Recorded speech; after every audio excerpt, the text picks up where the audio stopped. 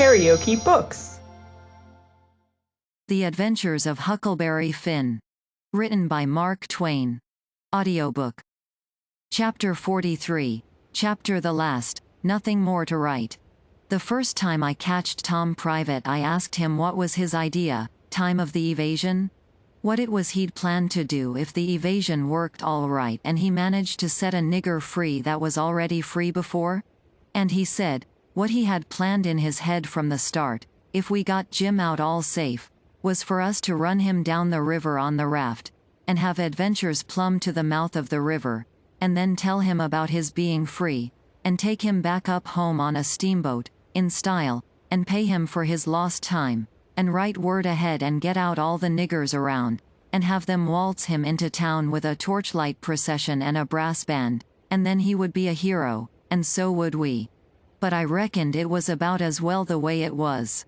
We had Jim out of the chains in no time, and when Aunt Polly and Uncle Silas and Aunt Sally found out how good he helped the doctor nurse Tom, they made a heap of fuss over him, and fixed him up prime, and give him all he wanted to eat, and a good time, and nothing to do. And we had him up to the sick room, and had a high talk, and Tom give Jim $40 for being prisoner for us so patient, and doing it up so good, and Jim was pleased most to death, and busted out, and says, "Daw, now, Huck, what I tell you?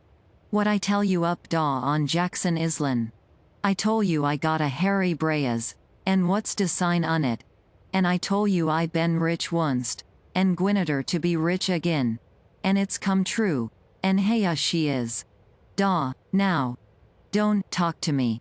Signs as signs, mine I tell you, and I knowed G's, well, at I, ooze gwinneter be rich agin as I's a stannin' heya dis minute."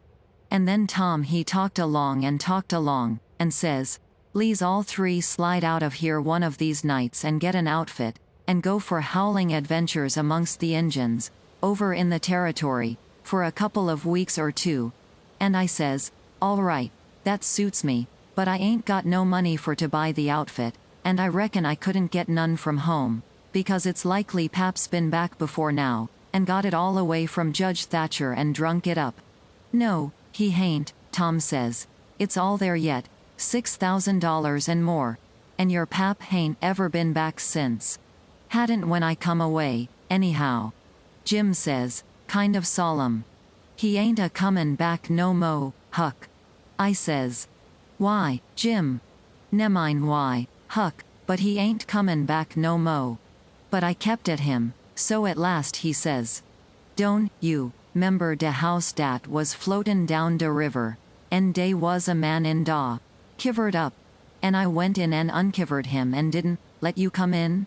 Well, den, you kin git yo money when you wants it, kase dat was him." Tom's most well now, and got his bullet around his neck on a watch guard for a watch, and is always seeing what time it is, and so there ain't nothing more to write about, and I am rotten glad of it, because if I'd a knowed what a trouble it was to make a book I wouldn't a tackled it, and ain't a going to no more. But I reckon I got to light out for the territory ahead of the rest, because Aunt Sally she's going to adopt me and civilize me, and I can't stand it. I been there before. KaraokeBooks.